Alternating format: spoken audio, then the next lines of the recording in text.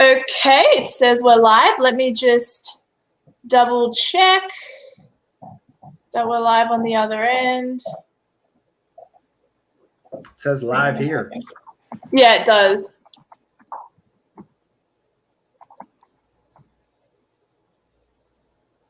StreamYard always has a weird lag.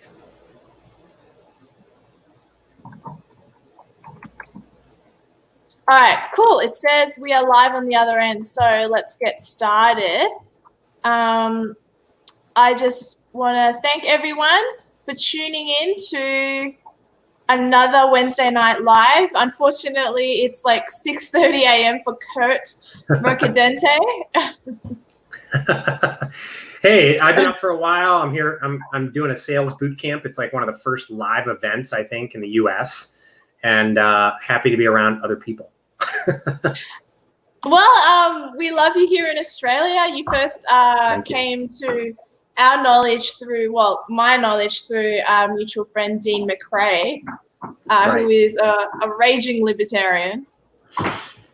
Yeah, he's fun. He had what's his title is Resolute. Title. But he gave me his little tagline. Can I swear on this or no? Go ahead. What did he tell me his line was? And it was wonderful. I wanted to adopt it and get a shirt. It was do no harm and take no shit. That's right. I remember that. Yeah, he wants to make a T-shirt out of that. That'd be I love a fabulous T-shirt. Yeah. No, we gotta love Dean McRae. He's out on a campaign trail at the moment. He's not here. Nice, wonderful. Yeah, so because he's running for the by-election of some area called the Eden Monaro, and so he's out doing his thing, and I'm, house sitting and taking care of the dumb dog, which is right here below my feet, which I'm not used to, but that's okay. Yeah, that's Dean's dog. The one right below me, yeah. His name is Trump. His name is Trumpy. Oh, that's funny. He made an appearance when I was on Resolute. He jumped up in Dean's lap, I think, or like up on the table or something. Yeah. The dog loves Dean so much, but Dean is so mean. Like, he's not mean to the dog, but he's just like, keep away from me, you animal. Like, and I'm like, it's your dog. Be nicer to your dog. Well, how does that work? Like, how opened up are you? Like, how can Dean go out and campaign? Are they like, oh my gosh, you're out and about, you better wear a mask and like a hazmat suit? I mean, how are the powers that be making him, Yeah, okay, so there are circumstances. Okay, see the dog? Can you see the dog is being annoying now? Yeah. Hey, Stephen Wells. Stephen Wells is tuning in. Nice. Oh yeah, I could see it. Yeah. Now I was looking at the private chat. I'm on the live comments now. Oh wow, we already got it. We already got a thumb down. Yeah, that's called unnecessary bias. I think before you came on my channel, wasn't I sort of promoted to you by Dean as one of the most dangerous women in Australia? Yeah, right. Yeah. Yeah. I'm hated by a whole bunch of people for reasons that don't make sense, but that's okay. I've been there. God. I've been there. Have you? I didn't think you have. You're a family man. Who can hate a nice family man like yourself? I ran for office twice in a corrupt little county in Illinois that if you weren't from there, like they didn't want you. And I have an Italian last name, which like they thought I was in the mafia or something. And I ran for office twice. Yeah. I didn't think I was going to win, but go away. Yeah. In the second campaign, I was making a lot of headway. I won the primary. I was going through it, and about a week out, half-page or three-quarter-page ads appeared in the newspaper, and they were saying that I hate women, that I'm against women, that all this blah blah blah blah blah. But it didn't have any facts. Go away. Yeah. And two things. One is I called the newspaper, threatened to sue them because I'm like, show facts. Yeah.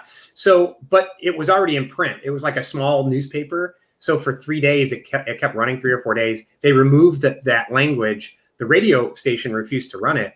And I thought, you know what? No one reads the newspaper anymore. I'm doing great. I'm knocking on doors and all this.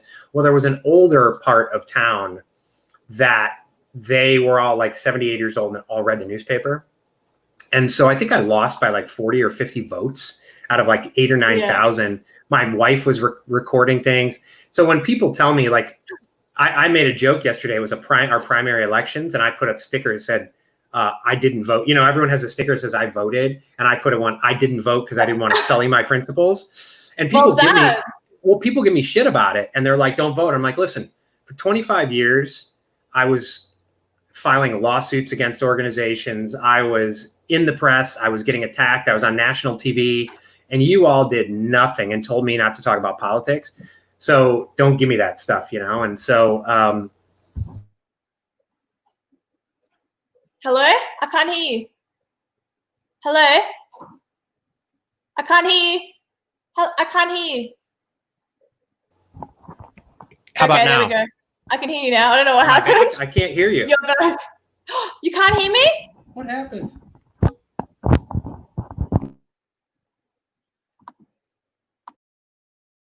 How about now? Can you hear me? I can't hear you. Oh. I'm going to go and come back. Hold on. I got you. Can you hear me? Are you sure? I'm back. Sorry about that. Yeah. Sorry. I'm for everyone. I'm in a hotel room and I just unplugged my mic, and so. But you asked me before we went online about am I a free speech absolutist and all that. I believe in dangerous speech. You know, whether or not my platform's right, like YouTube deciding, for instance, that they know more than a medical licensure organization, than the medical, you know, like they ban doctors for discussing their results. It's like, there's two issues though. You know, here in the US, we have the First Amendment, right? Congress shall make no law abridging the right to free speech, blah, blah, blah. And I'm not downplaying it, but that's different than a private platform being able to do it. So I may think YouTube's completely stupid for doing it. I think they're wrong for doing it. But they're a private platform that we play on their platform mostly for free. So that's why I interviewed a guy, I believe in the free market, Jeremy Kauffman, who's founded Library. It's like, let's build our own. You know, Jordan Peterson, I believe, he didn't like the, on Patreon, him and Sam Harris, I think, teamed up. They didn't like the censorship on Patreon. And they didn't necessarily agree with some of the, you know, the statements of some people who were banished, but they were like, let anyone speak. And I agree with that. Because it's, you know, our courts have ruled that dangerous speech is if you stand up and yell fire in a crowded theater and cause people to die. Well, that's true, I suppose. There's a level of truth to that. But that's been expanded out. You know, they've expanded that. YouTube is like, listen, if you counteract the WHO about masks, that's akin to killing people. And it's like, I don't know, since you've changed, the WHO changes their mind every 2 weeks and there's a new study on something and we've seen falsified data. So that type of stuff gets dangerous. And I also don't agree with President Trump going after private social media companies. You know, I think that's dangerous as well, because all the people who are cheering him on are like, okay, your guy isn't going to be president all the time. And so a lot of times we do things based with our partisan hat on, not realizing that, oh, wait, my party's not going to be in power forever. And then they use it against you and you cry foul and, you know, not you, but so anyways, I went off on a tangent. No, that's okay. That's a good tangent. I think the issue with freedom of speech is just that when you're tested and you actually abide by it at some level, right. There's always going to be, I suppose, a level of pushback by people who say that they're free speech activists, or not activists, but believers. However, there's this and this and this should be done, and this and this and this right. should be done. Like what you said to me off camera, you said if you had a particular person on, you would oppose them a little bit rather than just, you know, hear their perspective. You'd be like, okay, but then you'd push back a little bit. And that's perfectly understandable. I don't think there's anything wrong with that either. I think there's a difference between a debate and an interview.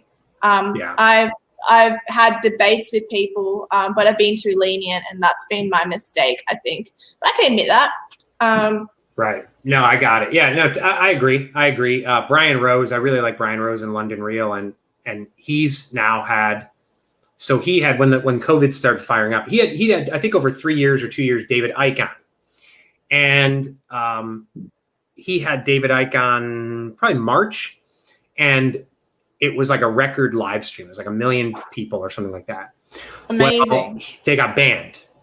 Yeah. It got taken off, and Brian spends 40, 50,000 a month on Facebook ads. He spends a lot of money with these social media companies. Like, what are you doing? I've been on for 11 years. You've never banned me. Shortly thereafter, Ike got banned, and he was talking about 5G. He was talking about these things that people don't like, right? The powers that be. So they banned Ike. They started like deplatforming Brian. Like, so he decided to have David Icke on again. So they told him, even if you do a YouTube video, if it's just you speaking, walking down the road, and you reference the Icke video on your website, we will take you down. Like, it got so strict. So he went and had David Icke on again. So he went and raised money to build his own live stream platform. Brian did. He raised like 100,000 in 24 hours. And so now he calls it the Digital Freedom Platform.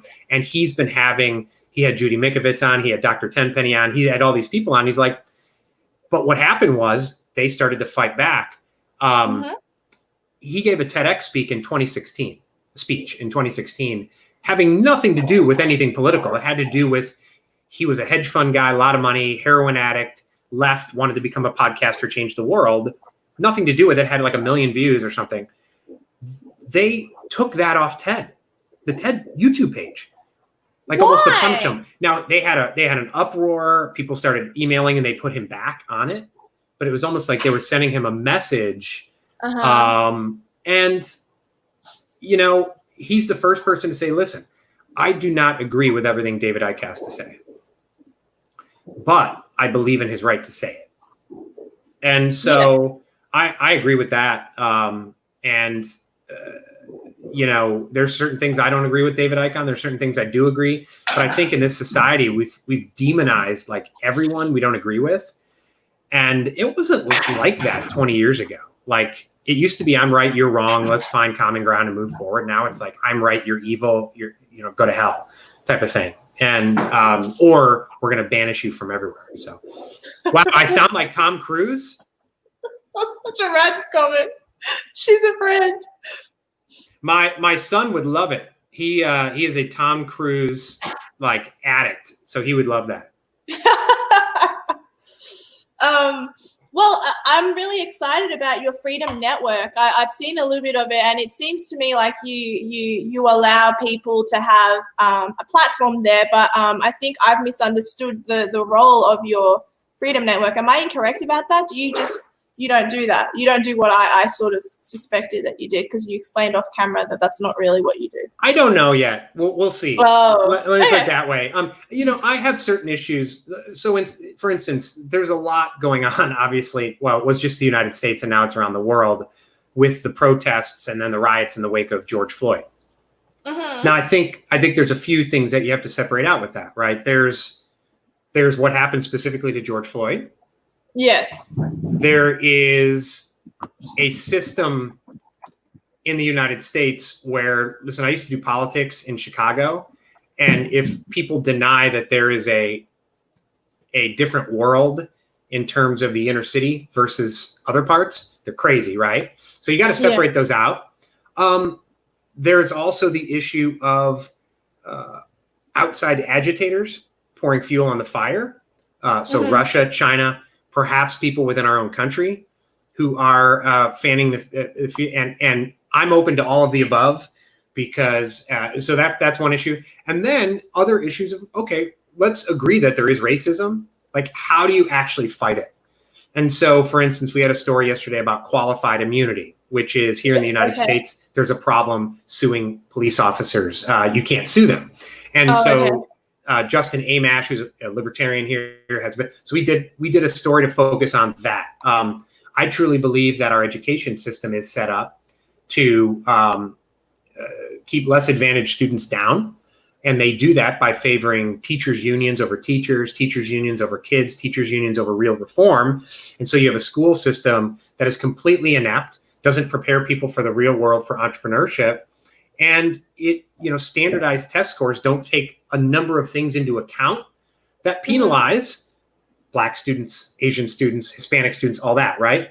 So I like to focus on issues that are solutions based. That's good. That's good. Where we all come forward on it. Now, in a month, it might be something different in a month, and there are things, because I think that we are so programmed that trying to deprogram stuff is really what I'm all about. So I train salespeople, I train branding people, and they're programmed to do things a certain way. I also think when it comes to the education system, when it comes to like what we've seen with COVID, like people just don't question anything. And if you question something, you're immediately a conspiracy theorist. And it's like, listen, this dude may be right. Dr. Fauci may be right on this, but he's been wrong 3 times in a row. Like, can't I question him? And that to me is scary, right or wrong, or whatever side of an issue are. Like, if you employ critical thinking and it leads you to a different opinion than I have, I'm cool with that. At least you employed some level of critical thinking versus, I'm in Florida right now. I live in South Carolina. Georgia's right next to us. Our state's opened up more quickly than any other states, right? Our media is still going out of control. You know, one way that they are kind of insidious is they're reporting on record number of new cases. Well, they keep saying that. We're testing more. So it's not new cases, it's new positive tests. There could be 30,000 new cases, right? Which shows the mortality rate. But our local hospital at MUSC, I heard, also has only 4 active cases of COVID, this huge medical center. So we're opening up. People are in parks. I'm traveling. I'm at a conference. We have relatives up north in states that are still locked down. The programming they're getting from media and politicians is such that they can't even fathom that we're out in public. We had a relative who said, I'm going to buy you we have 4 kids. We homeschool our kids. We're going to buy you a trampoline because we understand, you know, the kids are probably dying to do stuff. And we're like, we're at the bookstore. We're at the park. What are you talking about? Like, don't you understand that there's life outside the prison walls? And they don't. And so that's mostly what the Freedom Media Network is about. You know, I like education, unplugging people from the matrix, deprogramming them. So sometimes it's a moving target of where we'll focus. I will say that education to me is probably my number one issue in terms of breaking that fourth, because, you know, you're programmed from age 1 through 7. And I think it leads to a lot of things down the line, cultural and other things that get us in messes we're in right now. I think that's true. You do focus a lot on education and issue-based situations that can be solved. So is a lot of so I would like your perspective as an American, as a public speaker, as an intelligent human, You give me too much credit. No, you sound like Tom Cruise. Like that's all you need to know.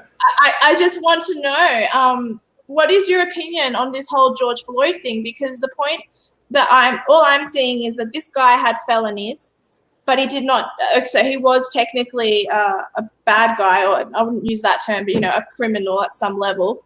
But that doesn't mean he deserved a knee to his throat until to the point that he couldn't breathe. And now that is being used and exploited as an opportunity to hit and murder white people. I don't like that at all. What would you say as someone who claims to be issues-based and that all you want to do is come up with solutions? How would you, if you could talk your way into fixing that, what would you say? Yeah, well, first of all, I would say it's not only white people that are being killed in the riots. A lot of black people have been killed as well, and which is key, because the riots I've seen, I don't know what the updated stat, we're killing more people than, so you got to separate out, because they're finding that there are within these riots people on the left and the right that are instigating. What they have found is that many of these Facebook groups on which these riots and things are organized were created by Russians. And I know the Chinese during COVID, 40%. What? Yeah, there was a local page, Facebook page organizing called Riots 20. And it was organizing, let's go and break windows at a restaurant. And our local newspaper and some professors at our university are looking into this, that it was created in Russia.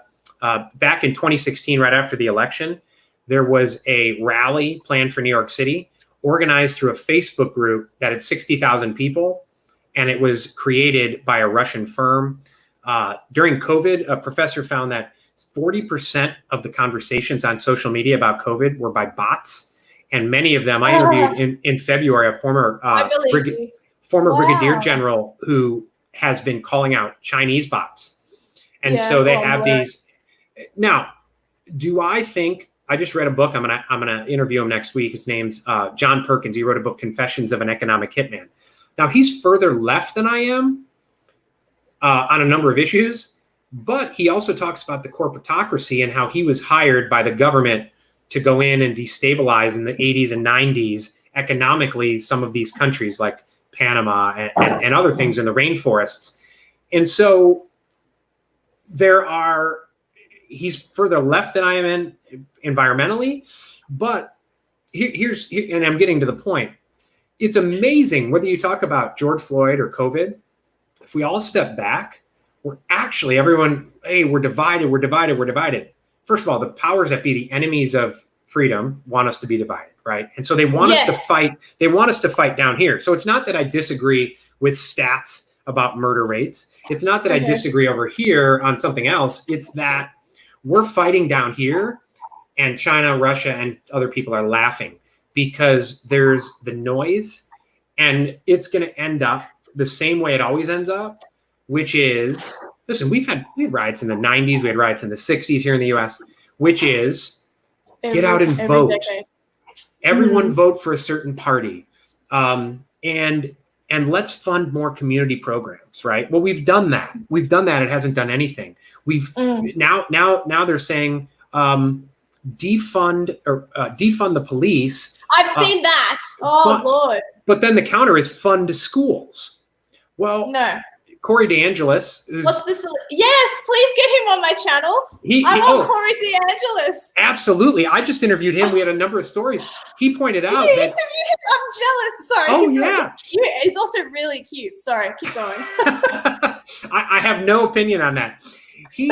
What he pointed out, and this is funny though, on Twitter, he said, we already do fund, and he showed that between, I think, 2006 or 2060, my goodness, I'm going in the future, 1960 and now, yeah. He put in real dollars, it's increased by so much, right?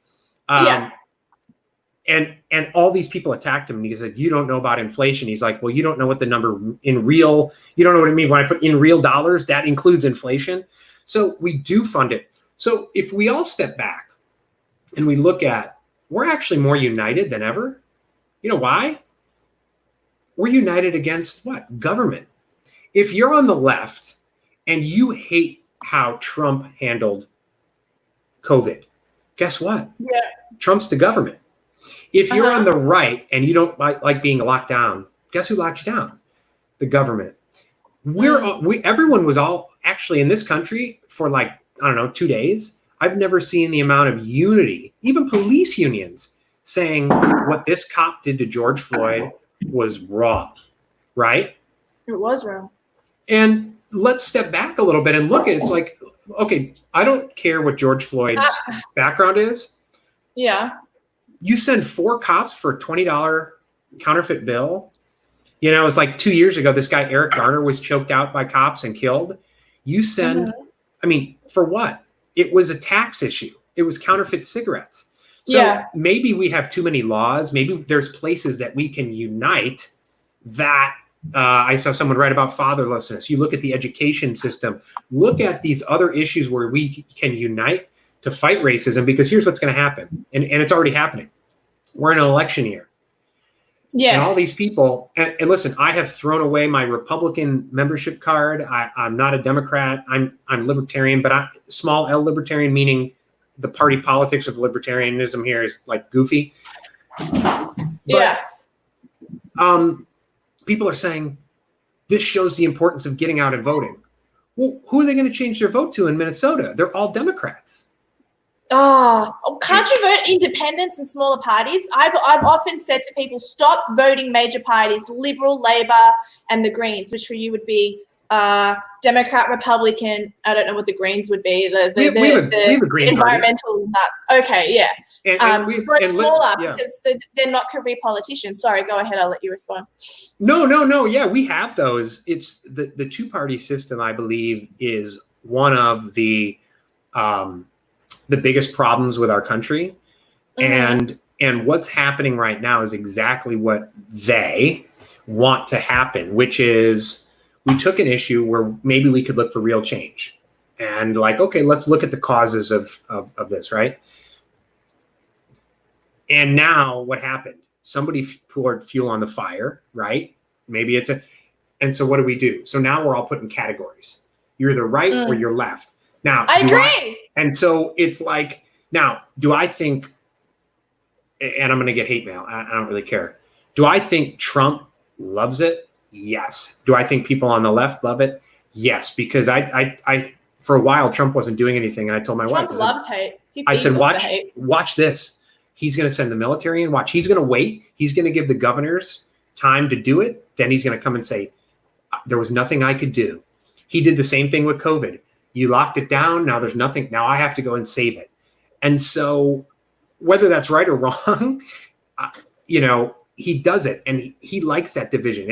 It's attract and repel. It's marketing 101. And the problem with that is, does that bring about long-term change?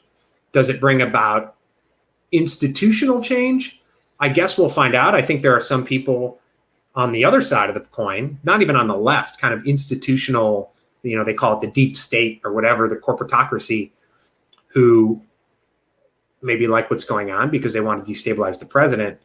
But the more things that happen, the more I believe in, and I've talked to a number of people, conspiracy theories that are, that it's just crazy. I think what's going on, right? It's nuts. And so it's important to be aware, not just do what you're told, but ask questions. And it's unplugging from the matrix, which sometimes isn't fun, because then if you're aware, then you're responsible, right? Exactly. I like what you said when you said that the left and the right, and it causes division. The reason I like that is because for so long, I've loved watching videos of people like Dave Rubin, who was like, why I left the left. And I'm like, oh, wow, he finally sees the errors of his ways. It's all about being on the right because the right is right. And then being on the right for as long as anyone chooses to identify makes you go, oh my God, this and this is wrong with this side. And now the way I described it the other day was like, I'm looking down at the solar system because I now see what you just stated. And that was that the whole political compass, I believe, is almost going to be in 6 months' time to a year obsolete, irrelevant. The COVID stuff and all of that, like we're moving into a new phase of the planet Earth, not to sound so dramatic, and left and right won't matter anymore. And that's why I think being issues-based is more important. But I still technically lean right, but being issues-based makes more sense because you take every issue as it comes and then you judge it specifically. But that's not being a centrist. I'm not a centrist. But right. So did you come to that? So did you have a moment where all of a sudden you were like, I can't be left because this, I can't be right because this, I'm beyond it? Yeah. Well, first I want to thank MJ. What did MJ say? I'm brain dead. Oh, did we put it up on the screen? Leftist propaganda. No, it's fine. I don't care. I love it. I love it. Okay. So was there a moment? So I was in the lobby. I was in the lobbying moment, or the lobbying. I worked in the lobbying world for a long time. Okay, and that's a good job. Yeah. I worked within I was like the villain in Ayn Rand, in Atlas Shrugged. And so the things that I saw, so now when people tell me, well, trust the science. Yeah. It's like, well, you know what? It takes pride. I agree. I agree, Melissa. I have the same pride. Well, it's funny. Sorry, keep going. Coming She's to that hated. moment. She's very hated. Well, what I have found with my libertarian leanings is that I get accused of being a leftist from the right, and now I get accused of being on the right from the left. So I get the same. It's just you're wearing the same. Yeah. Easy. So it's so the moment, I once sat in a room, and this is why I killed my company that I had. I sat in a room and I was a shill for an industry that made high fructose corn syrup, right? And I sat in a room where here in the US for a long time, we had something, maybe you had it there, called the food pyramid. like you learn it in school, and this is what you eat. And at the top of the food pyramid, I can't remember what it was, but it was like basically eat a lot of bread and a little bit of meat and whatever, and drink a lot of milk, right? And so you were taught it was science. It's by the U.S. Department of Agriculture. Well, I once sat in a room with food industry lobbyists who took turns divvying up who was going to write the different parts of the food pyramid. And it's based on who gets the most subsidies and has the most power in Washington, D.C. Yeah. So, of course, they say eat a lot of bread because farmers get a lot of subsidies. Milk, like Wisconsin, has a very powerful lobby of farmers because that's where we get a lot of milk. So it started to open my eyes on things in terms of, I would sit in these meetings with people who loved lobbyists, worked for big banks, loved Obama. Fair enough, I suppose. Hated Trump.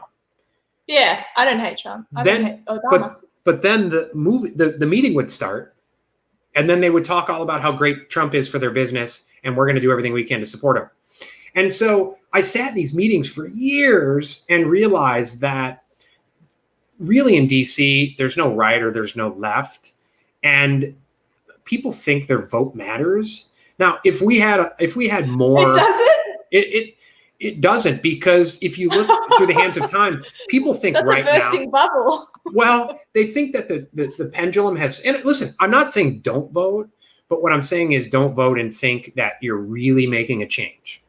Oh, okay. Because sorry. You know, if you look at, I feel like you're bursting people's bubbles by saying that.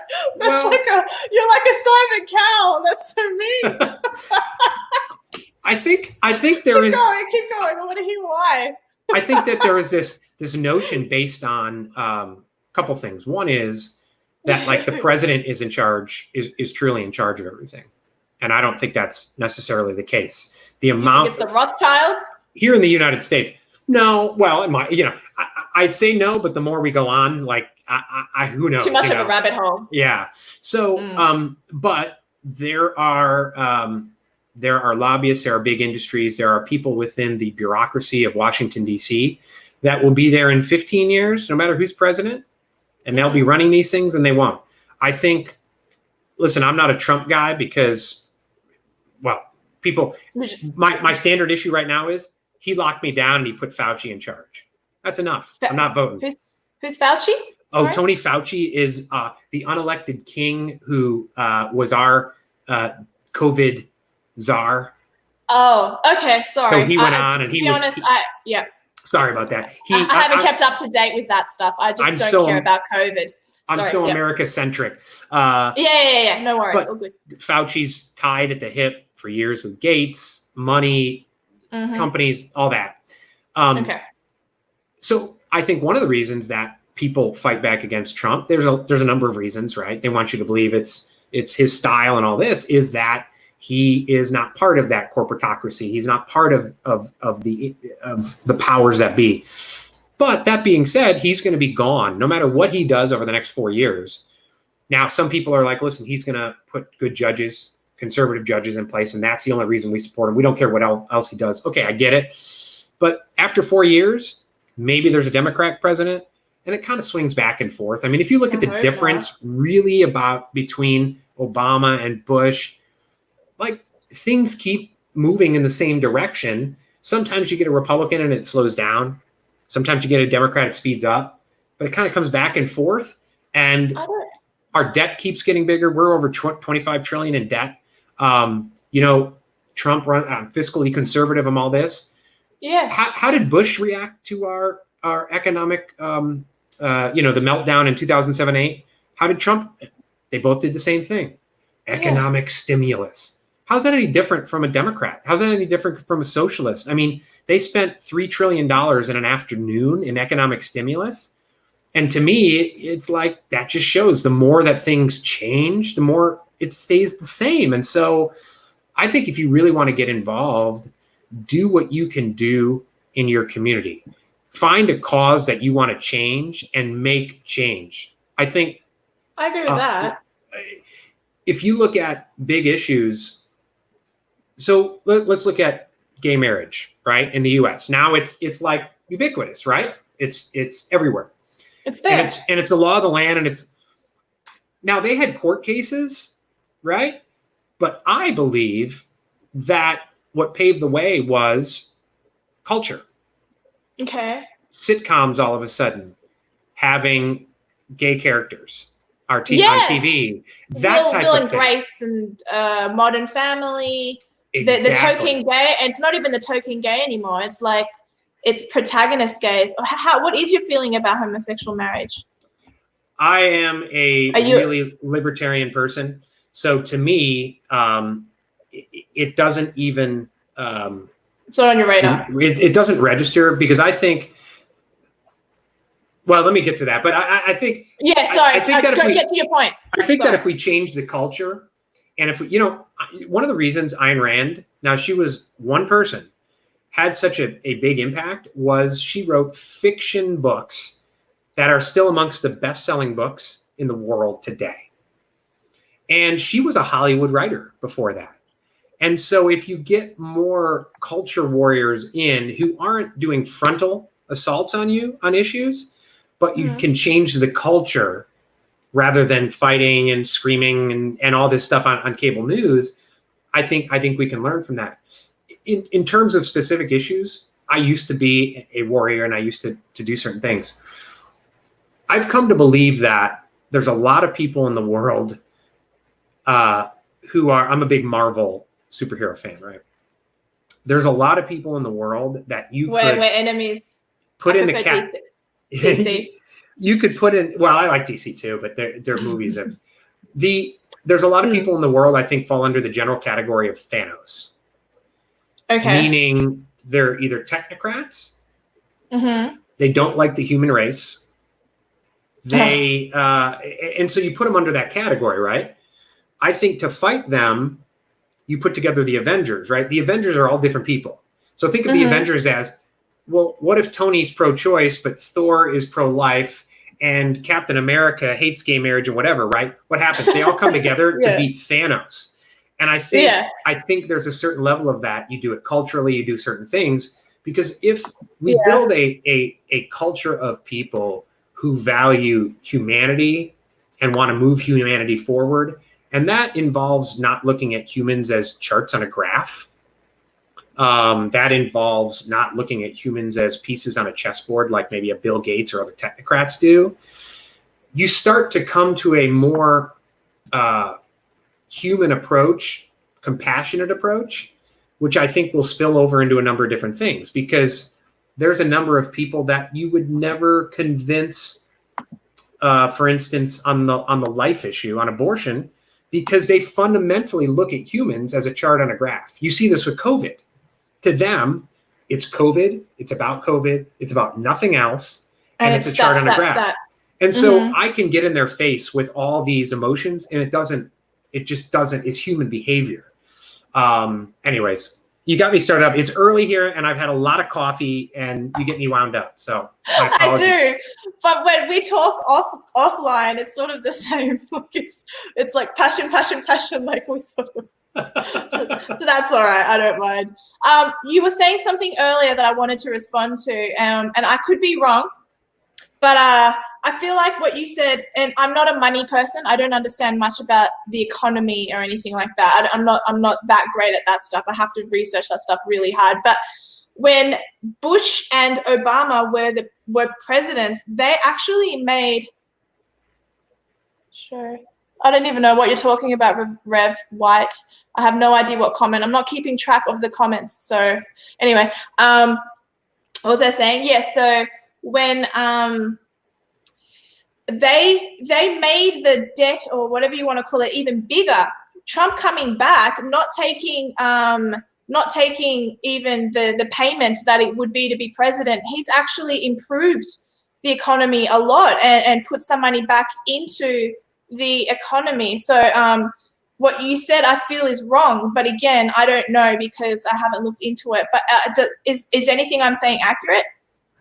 I think, so I think that our greatest threat here in the United States. That's Dean, by the way. That's Dean. Oh, hey Dean. What's up, Dean? I think the greatest threat here in the United States is our national debt. Yes, and so we've gone in the span of an afternoon, went from 22 trillion in debt to 25 trillion in debt. The spending, the biggest issue is unfunded obligations on our Social Security and Medicare and all that, right? Okay. Until a politician meaningfully attacks that and brings people together, we're screwed. And it's not just the United States. There will be a ripple effect across. Now, people we get so used to big numbers that it's like, oh, 25 trillion. I had these guys, you should have them on. They're libertarian, they're economists. They wrote a book called Cooperation and Coercion, How America's Busy Bodies and Busy Bullies Have Whatever. Their chapter on the debt. So they wrote this book last year. I interviewed them right after our stimulus was passed, $3 trillion, and they said, in order for us to get back on track, we would need, at that point, when they wrote the book, we were at 4% growth. We were humming along. We would have to stay at 4% growth for 4 years in a row and freeze spending in order to get back on track in a balanced budget. Well, that went out the window in an afternoon. Now we're at negative growth, right? And we spent $3 trillion in an afternoon, and they want to spend more. And so, yeah, there are certain things where, for instance, Trump gives back his salary and all that. There are certain things in a budget, say a yearly budget. Oh, wow, we saved $1 billion. We saved this. Yeah. That's like, I can't even show you how microscopic that is compared to $25 trillion. Oh, well, of course. I understand that. I get that contrast. Yeah. That makes sense. Yeah. So Trump hasn't done anything on that. And I think it's okay. I think it's he hasn't wanted to touch Social Security, Medicare, anything. And he's promised to do it should he be reelected and all that. But when we go that deep in debt, who benefits? When we have to go deeper in debt to other countries, like, I don't know, maybe China, when we have to,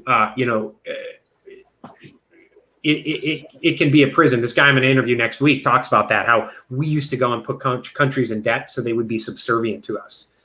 And it's like, well, like Iran, Panama, Ecuador, a lot of these countries. I didn't know that. So yeah, I didn't really either until I read this story. And I used to be part of that problem.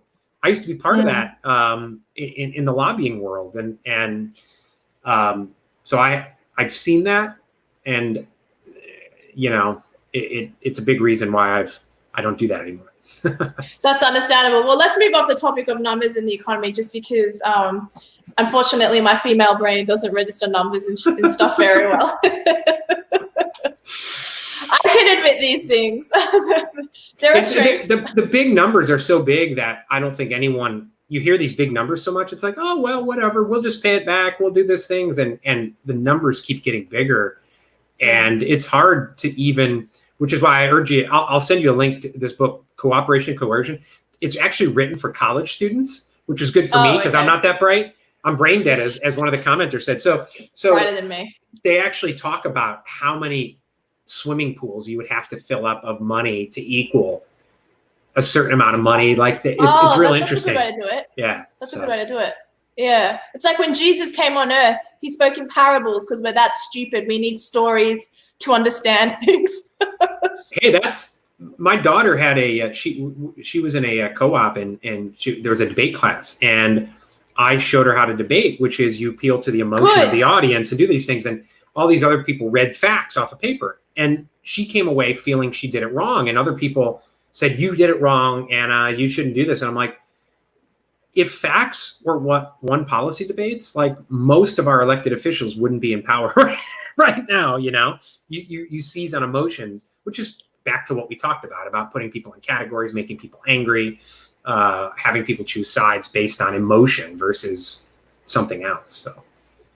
Well, I mean, I understand why you taught your daughter that, but I think an appeal to emotion is sort of a leftist tactic because they don't have facts. They only have emotion. It's like what Hillary Clinton is doing. So you're certainly teaching your daughter the way to capture people's hearts. Mm-hmm. But then if she doesn't have facts, that's not good either, though. No, she had the facts. Oh, okay, sorry.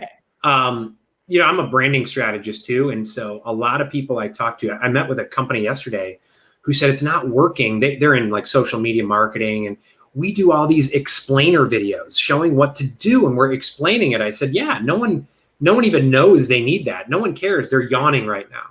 Capture them with, are you a business owner who sits there pulling out your hair every day because you can't get new leads? Now that draws on the emotion. Then you say, well, guess what? All the clients we had were just where you are, and now they're feeling better. Oh, wow, yeah. you have a solution. Then you hit them with the facts. So you draw on with emotion and then do that. So yeah, but that goes back to how you win a culture war. You get them with emotion. You play on their turf. You know how they behave. You know how they think. You bring them in, and then once they're open to listening to you, you have a discussion with them. It's just like sales. I agree. Yeah. So. It's funny because when I interviewed, have you ever heard of E. Michael Jones? Only because Dean shared the link with me. Okay, so I interviewed him, and apparently, and Dr. Sherry Tenpenny, both of those two people, I'm told by other. This is me patting myself on the back. I don't mean to like compliment myself, but from what I'm told, other people, but it validates your argument. From what I'm told, these are very serious people, and these are not people who usually smile or laugh with people on camera. They have a way about them, and that's that. But for whatever reason, they were very calm, and I tore down those walls, and they did laugh with me, and they were very happy with me, and I was very pleased. I'm like, I guess that's the mark of an interviewer that's doing the right thing. I was very proud of myself. So yeah. So I think you're right. What you're teaching your daughter is accurate, because to be friendly, to have that emotion, it's a good thing, and you have that. I can tell you have charm, you have that ability, and I think it's really good. I appreciate that. Thank you. I'm Tom Cruise, so Oh yeah, according to Evelyn Ray, she's the best. That was funny. But let's talk more about what you do. So you're a public speaker, and you also are, am I right, a life coach. So you help people in business, for one, and also in what do you talk about in your public speaking, and does it line up with what you do in personal one-on-ones?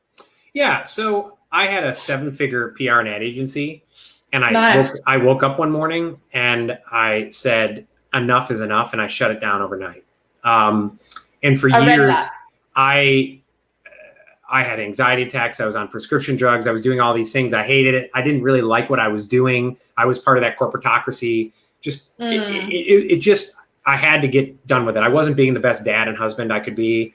And I had put it off for a long time, and I woke up done.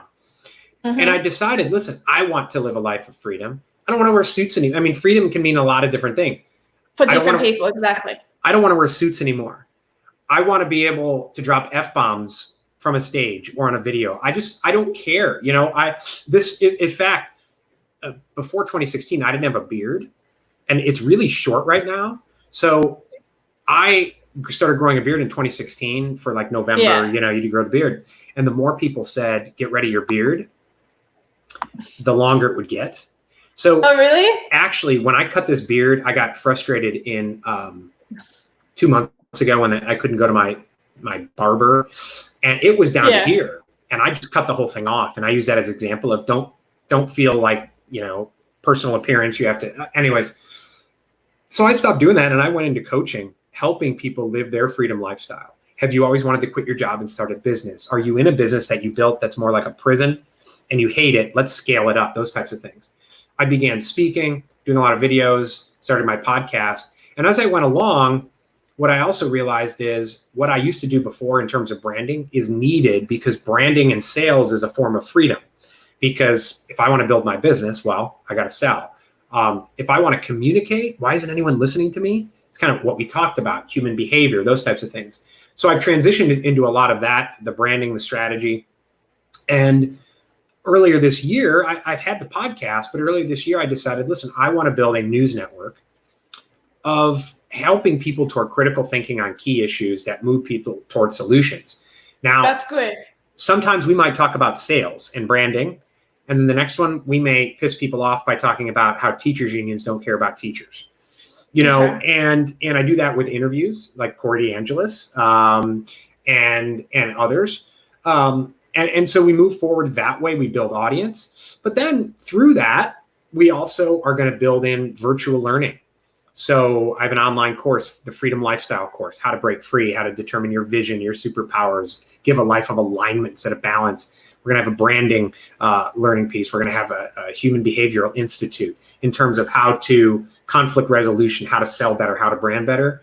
And it's all under that category of breaking people free from the matrix. It might be socio-political, might be economic, it might be education, it might be, I was taught when I was 15 that you're supposed to live your life hating your job, cashing a paycheck, and that's life. And you get to 45, and I noticed that the common theme of all of those is they just go along with Thanos. No matter what Thanos says, Thanos is elected, Thanos or unelected, Thanos is charged, and they just march in step. And so any which way that I can work to help break people out of that, whether they're on the right or the left, because I break people free and they go running in the left and I disagree with them on 90% of issues, that's fine. At least what I'm finding now, especially in COVID, some of the, I use the term conspiracy theory because people know what I'm talking about, are meeting. Do you know what I mean? It's like the libertarian, it's like, wait, there might be powers that be that are screwing us over. It's like, yeah, we're united there, right? They're elected or unelected, and we put them in power. Let's start thinking for ourselves. There's always going to be common ground on some level. It's just a matter of finding it. Yep, I agree. Well, so that must take some form of talent. It's not talent that I have. It's talent that I'm still working through. But in terms of reading people, so that in itself, like I'm a little bit like Sheldon from The Big Bang Theory. I just can't read people. Like it takes talent, I think, to be able to read who is good for you in your life, who is bad for you in your life, and obviously you have that ability. Have you ever heard of another coach called Noah Revoy? Mm-mm. No. So Noah Revoy does similar things, and he's not qualified, but he really doesn't need it because you can tell he knows what he's talking about. And I feel like maybe you're in that same category of human that just can read a person and be like, because also you've worked and you've had your own business, you need to manage people, and everyone learns at a different rate. It sounds like, and you're involved in education. So I feel like all those layers, you understand them. I would understand them if I had them written out. I make a mistake 3 or 4 times until I'm finally like, oh, okay, that's not a good idea. I'm like Bart Simpson grabbing the guinea pig and it keeps buzzing me. I'm that idiot. I don't learn my lesson until the 4th time I've hit the damn wall. Whereas I feel like you just get it. Am I wrong? Let me put it this way. I was that way for 25 years. Oh, okay, good. And so much better. Yeah, no. I used to fight every battle, right? Yeah. It's like, I don't like the way the things are going in this county. I'm going to spend $30,000 of my own money running for county board, attacking people. I wish you luck on that. Yeah, not to write. Well, that was in the past. Not to win an election, but to go after people specifically. Like that was me. I need to look for a fight, and I'm going to get in that fight. So now I've mellowed out and I've changed. But I love some of these comments, by the way. Do you want me to put any of them up? Well, no. Where was the one who said that I need to back off my meds? Oh, see, I don't even know. I didn't even see that. To be honest, I haven't seen all of them. This person thinks that this is gay, and so that's fine. Life coaching is gay. Maybe it is to him, not to you. It's funny. I used to think life coaching was. I used to be like, don't call me that. Don't do it. It's like, a lot of the people who say that, all things are cliche if you don't listen, right, and don't do it. But a coach helped me, and for years I would say don't hire a coach because I'm weak. Do you know that the number one 7 out of 10? Well, yeah, and 7 out of 10 suicides in America are, and I'm not saying this as a racist thing or whatever, it's just a fact, are white males 45 through 54. Now, people think, well, why is that? This is my personal view and of things I've read, is that a lot of those people have been taught to cash your paycheck, eat shit for decades, and not talk about anything with anyone and don't ask for help. Now, women suffer depression at a much greater rate, but they go because we take it all on. And you seek help. So that type of thing, saying it's okay for a woman to get a life coach, but you're a sissy if you're a guy and you get a coach. I thought that for years. And listen, I box. I have an arsenal of guns. If anyone wants to call me a sissy, that's fine. Come and visit me. We'll spend a weekend together, right? Where are you in the US? I'm in South Carolina. But lovely. It is, that still didn't hide the fact that anxiety attacks so bad I had to tell my wife to get the kids out of the house. Oh, you know, I've had an anxiety attack once ever. Never again. And I used to feel guilty about that, right? Oh, I'm a sissy about that. I'm whatever. I know a lot of people who are really tough who have incredibly poor health. Why? Because they're so stressed and angry all the time and they don't move forward, right? And they're not living life to their potential. So it's, you know, I let me put it this way. I love hecklers. I love people who call me out, even from the stage. I love people who argue with me because most of the times they throw in comments and then they leave and you never hear from them again. Okay. That's funny. And everyone's entitled to their opinion. You know, true empathy means I don't try to convert you and you don't try to convert me. I just understand we have a difference of opinion and let's try to learn from each other and get there. What's my definition of free speech? Yeah, that was a good question. Do you know what? When I saw it, I thought it said see you next Tuesday. Oh. I just realized it's your name. Sorry, go ahead. My definition of free speech, well, I think it's the ability to speak your truth, to know your truth and speak it without fear of reprisal from other people or the government. Now, I think you can separate that out, right? So, like I said before, if a private social media firm bans you or censors you, I think that's stupid. I think it's not in their best interest. I think it's dumb. I don't agree with it. But that's different. Some people will say they violated my constitutional right to free speech. No, they didn't. Because they're allowed. It's their company. Exactly. Let's create another one. Now, if the government comes in and does it, then they're violating your constitutional right to free speech. I believe in dangerous speech. That's, you know, today's conspiracy theory might be next month's truth. We've seen that with studies that over the last 2 months that come out. It's like, okay, well, Tony Fauci in March laughed at people saying about masks, don't wear masks. And then a month later, he said, you got to wear masks. So wait, was he a conspiracy theorist a month before and now he's not? All right, let's get another question up. So what I do is I talk for an hour and I'll let you talk for about an hour and then I get questions up. So I won't, unless you want to answer the mean ones as well, I won't put up anything too nasty. Whatever. Okay. True libertarian. Who in God's name is Thanos? That's a Marvel god, correct? Yeah, he's the villain throughout the first string of Marvel movies. Yeah, the Avengers, and he wanted to randomly annihilate half the universe to make more room to make more room for resources and the environment and all that. But he said, we'll do it in a random, non-emotional way, so then it's fine, and I'm doing good. So, well, can I just say something as a DC person? Okay, yes, your Marvel movies are better, but the DC shows, Legends of Tomorrow, Green Arrow, Supergirl, and The Flash kick ass and are better than DC shows. That's all I want to say. I need to watch those. I haven't watched any of them. Oh, they're great. People think all I do is like politics, but honestly, I need a break from politics, which is why I watch those shows. And you know, I've even stooped so low as to really enjoy watching the Kardashians. So you know, you need a break. Sometimes you need a break from the heavy topics. You do. All right, hang on. Let's go down and see what other questions are up. All right, this is from Joe Vival. So what would you do to help the demographic of highest suicide rates? So what's your solution for that, considering that's what you were advertising earlier? So I would say that I'm not a therapist. If you need a therapist and you have significant problems, go get help, right? If you have those type of issues, get help. But I find that a lot of,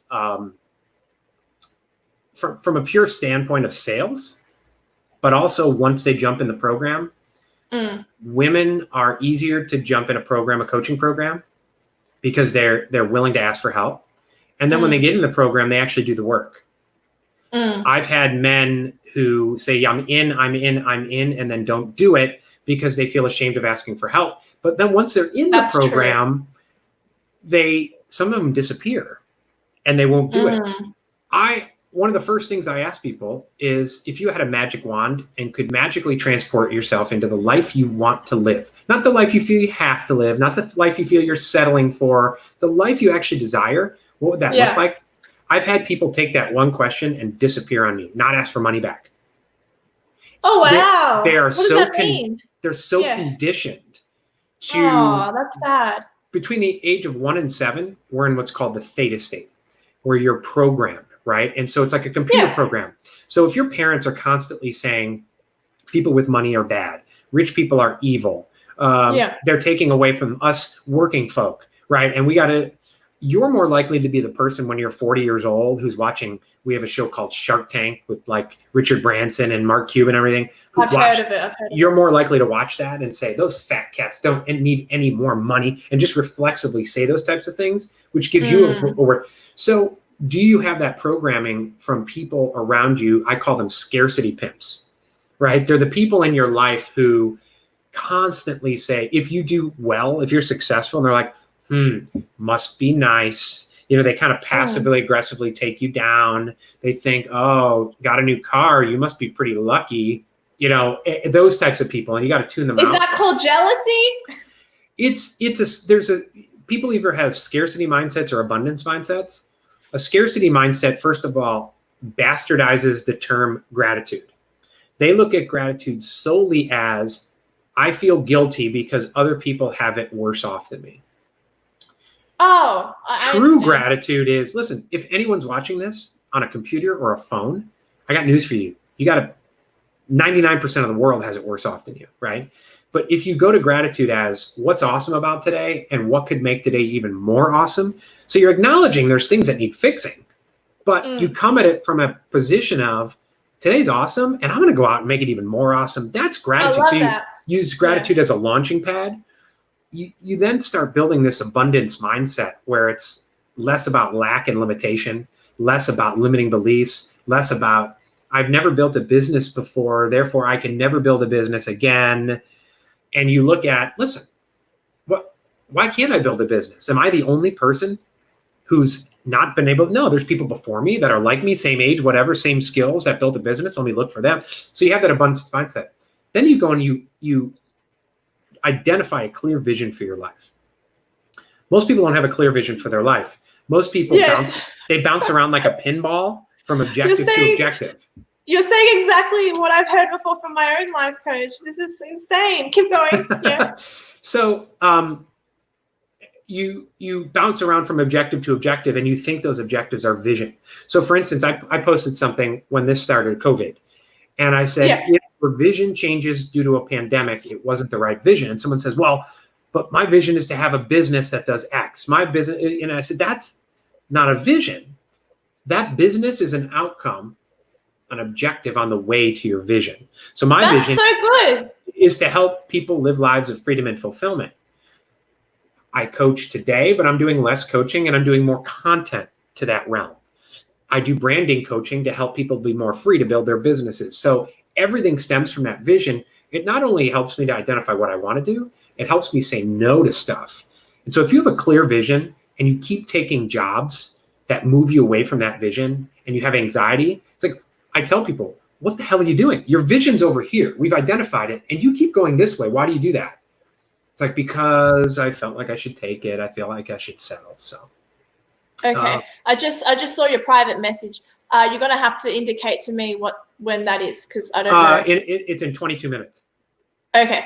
All right. So 22 minutes are gone. I was just going to say that whether it's having a life coach or having a mum or a dad or having someone who's there for you as a guide, I can't help but note sometimes that having someone there give you a plan of some capacity does work, because you stick to the plan. And then ever since I started having international guests on my channel, and my channel's just randomly grown. It's really, really odd. And part of that was information that I get from my housemaid. Part of that was advice from the life coach. Like, it's really funny. It just helps. It just does.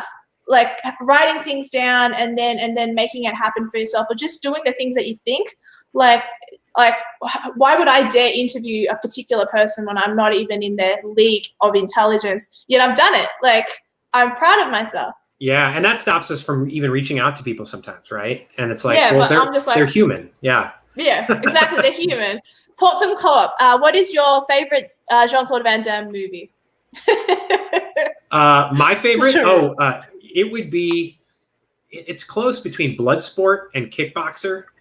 I like both of them. Bloodsport is just such a classic. It was actually on, it's like one of those movies that's on late night cable, and whenever it's on, I have to watch it. So. Fair enough. Sandy Turner, awesome human being. Does free speech come with responsibility or liability?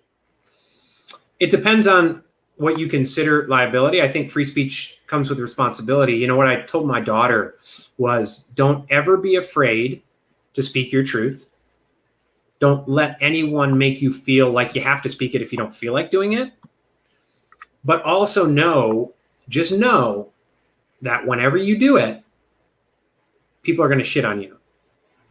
And so, for instance, we have I don't know if it's made its way out to Australia, but we have a fast food, it's chicken called Chick-fil-A. Oh, I've heard of it, yes. And they didn't open on Sundays because they were Christian. Is that there? They were Christian, yeah, yep. And yeah, so, okay. See, Kathy, I remembered something. Yeah, the last name is Kathy. I can't remember his first name, but he came out publicly on marriage and said marriage is between a man and a woman, right? I would agree. People started coming after him. In fact, the mayor of Chicago said it basically threatened the power of the city to not allow them to come in the city, right? So, so with that, he spoke his truth. Yes, he had every right to speak his truth. I love when people speak their truth. By the same token, when you speak your truth, just know it's going to happen that if you are a business owner, that people are going to come after you.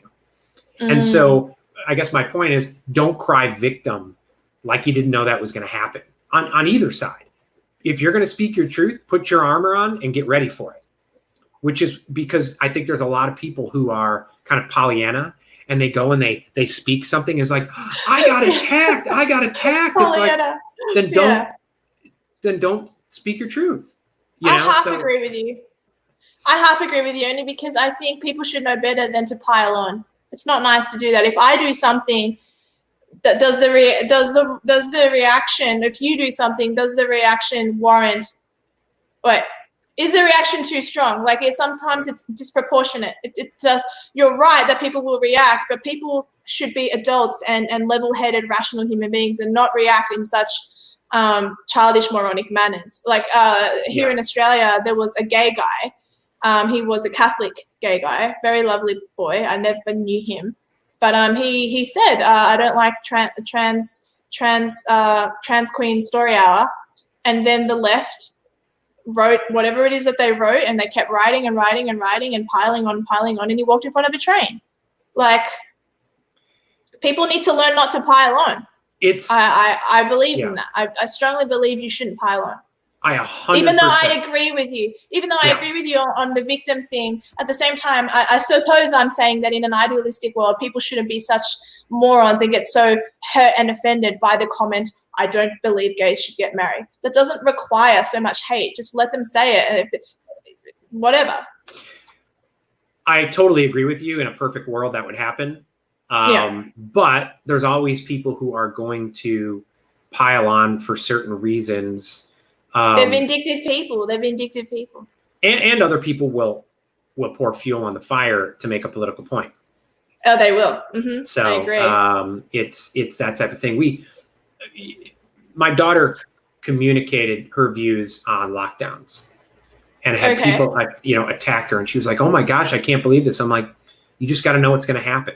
You got to know what's going to happen. And I know some people who would post their views on something and get attacked. I don't agree with the attacks. I don't agree with it. I think it's stupid, but it's still that, just be aware that it's going to happen, Yeah, absolutely. And I've said stuff and I've posted stuff and I'm like, shit, why did I do that? I should have known these morons were going to come. And then even Joe Rogan comes and he just doesn't care, but he said Joe something Rogan's funny. He's like, yeah, I'm going to vote for Bernie Sanders. And people on the left came out and told Bernie to like distance himself from Joe Rogan because things Joe Rogan said on the trans issue, all that. And Joe's like, listen, I don't care. If you're listening to me on politics, you're a moron anyway. So like, whatever. But so speak your mind speak your mind. I did not say that I like Batwoman. In fact, I didn't mention Batwoman at all. Yes, I like Supergirl. Sorry you don't like that. I like them. Okay. But by the way, someone asked, am I voting for Trump or Biden? And the answer is no. Just put it up. No, I'm not you're voting doing for it independent? I might vote for Joe Jorgensen, Libertarian. But what about what's that guy? Dan Berman. I don't even know him. Oh, he's a Libertarian candidate. We've had him on our show. I don't think he'll be on the ballot. People have to understand too the way the U.S. system works is we have what's called an electoral college, and so it's state by state. Most states in America are either going to vote Democrat no matter what happens, or they're going to vote Republican no matter what happens. So no matter what happens, there would have to be some sort of half the people in South Carolina would have to be wiped out to go Democrat. So no matter how I vote, if you're in Illinois, no matter what happens, Biden's going to win. The Democrat's going to win. So it's like, it doesn't matter, Yeah. This is a brand new viewer. Hi, Lindell. I just got a text from one of my moderators that I should definitely put this question up on screen. How far should government intervene in social media to stop censorship? I'm assuming it was this question.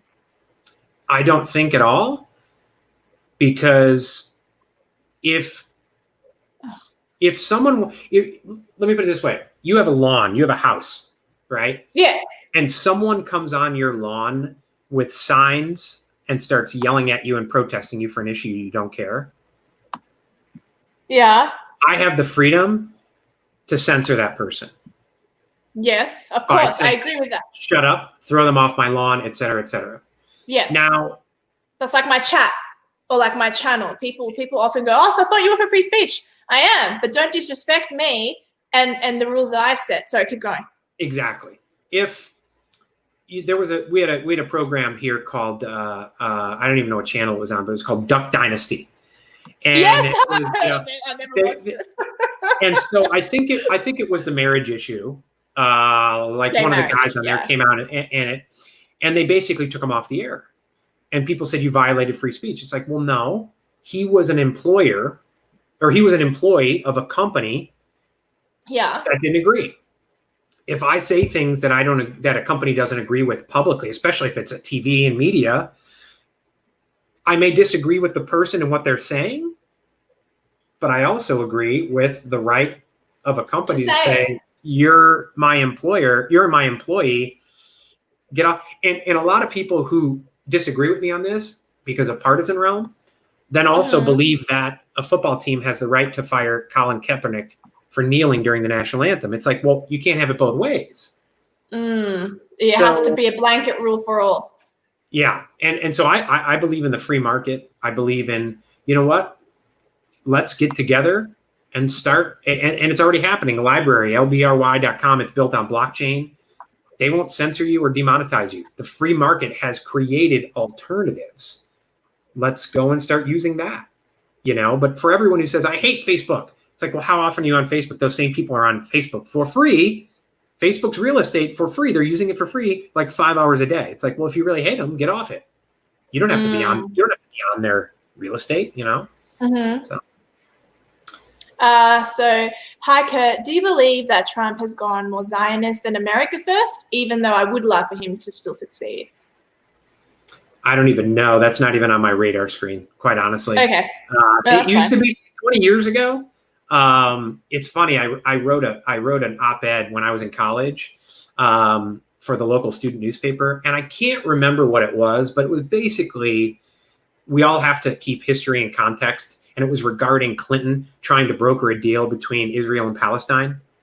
And I wrote an op-ed basically saying, if Clinton thinks that he can magically wave a wand and do away with all these years of history and blah, blah, blah. And it was kind of like, and it was funny. I started getting messages from the Palestinian student organization. Thank you. We want to take you for lunch. But then I started getting messages from the Israelis saying, we want to take you to lunch. Basically, my point was, there's history. America can't solve everything. And every time we try to do something, and they shouldn't. But I haven't, quite honestly, necessarily paid attention to that issue in a long time. Fair enough. It seems to be at the core of a lot of people. And I'm just like, let's just not talk about it. This is a funny question. I don't know who James Corbett is, but has anyone ever mistaken you for James Corbett? I don't know who James Corbett is, but I do get, when my beard is longer, I've actually gotten, oh God, what's his name? He's David Cross. He's a comedian here. And okay. He was on a show called Arrested Development, so I get that when my beard is longer. Oh, okay. Yeah.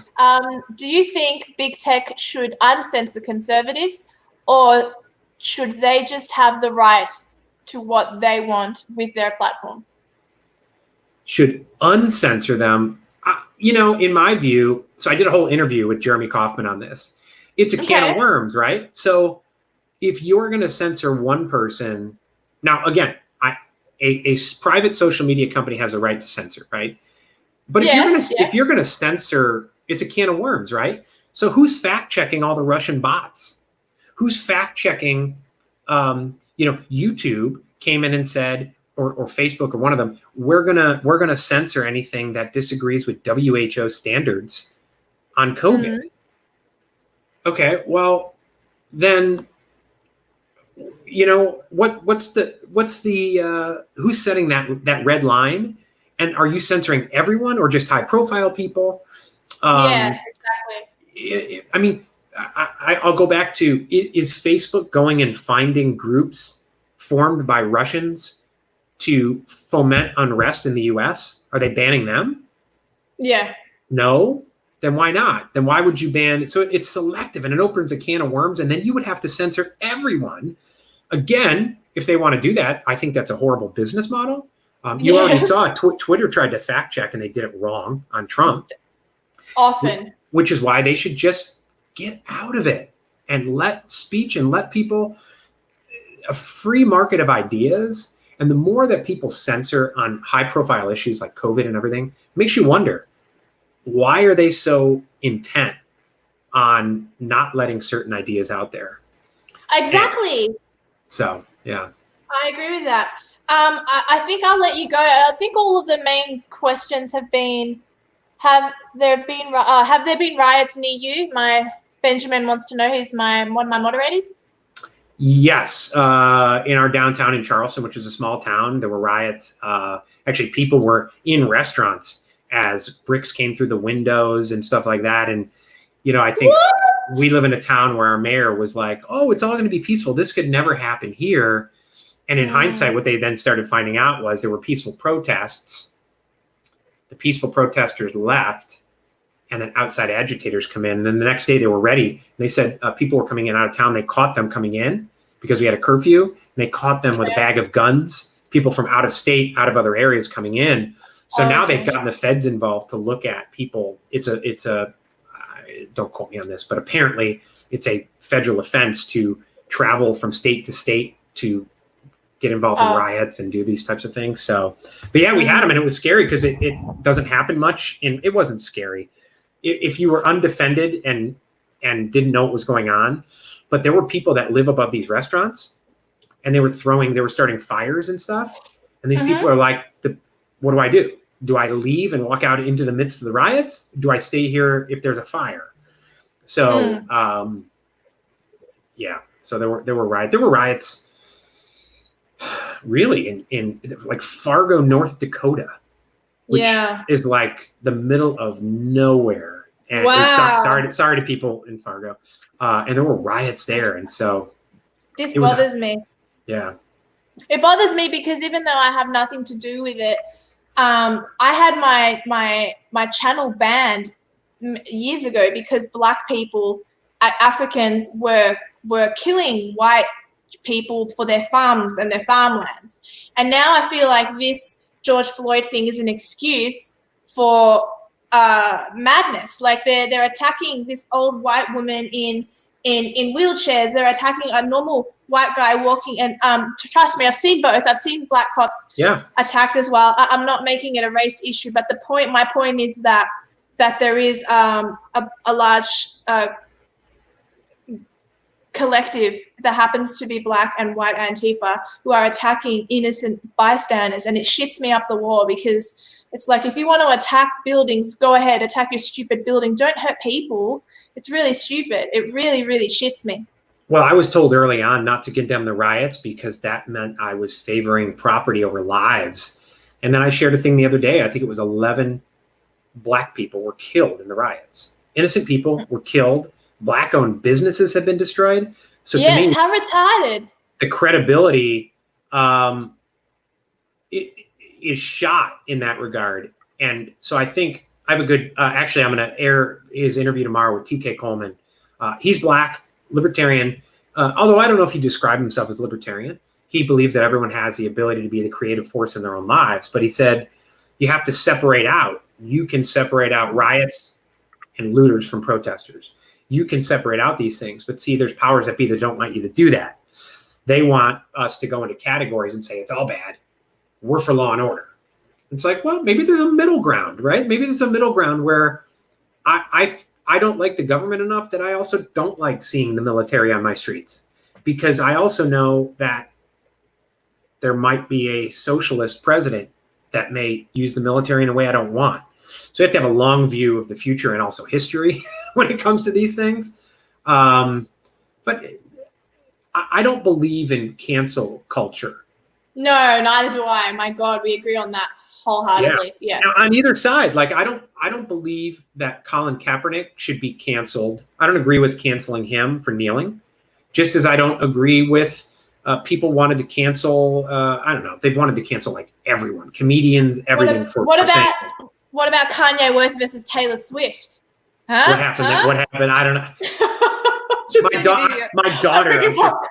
I'm sure my daughter knows about that, but she. By the way, Benjamin asked, "Does Curt agree with the Second Amendment?" I support all our amendments, and as I have said, I wholeheartedly agree with the First Amendment. But if you bring it to my lawn, I will exercise the Second Amendment. Mm-hmm. And so yes, I always have been. This will be the last question because you have to go. Do white lives matter? Of course. Yeah, of course. Of course. I had someone explain. I used to be. This goes back to the human behavior piece, right? And resolving conflict and getting past something. I have a friend. He's Black. He's libertarian, and he explained the Black Lives Matter. And he's like, "Of course, all lives matter. We get it." But if you're laying there and you have a broken foot, you say my foot hurts, or do you say my body hurts? And he kind of explained it that way of, at this point, my foot hurts. Can you acknowledge that the foot hurts? And so I get it. I understand it. And I also agree that people are trying to make a point when they say certain things. There's people who, by the way, completely innocent people who are not trying to make a point when they say all lives matter. And so, but that gets into this. People want us all to be here instead of let's kind of yin and yang come together and figure out, like, let's unite around the fact that right now it's the government that's screwing us all over. They locked us down. They're giving us all this information. They're putting us in debt. So across the board, I think we're more united than not, but there are people who would rather have us think differently. Yeah. All right. Well, what I forgot to do in the beginning of our live stream, which I normally do, is I read a Bible verse, and I didn't do one this time. So I'm just going to finish off with a Bible verse instead, and then I'll let you go. So awesome. The book of Philippians, chapter 4, verse 6, don't be anxious about anything, but in every situation, by prayer and petition, with thanksgiving, present your requests to God. I think that's a good message to leave off on. Thank you so much, Curt. I really appreciate you coming on my show. I'm going to talk to you off camera about something, and then I'll let you go. Cool. Awesome. Okay, Thank you so much. Thanks so much. Bye. Thanks for joining. You were a great guest. End broadcast. Ah.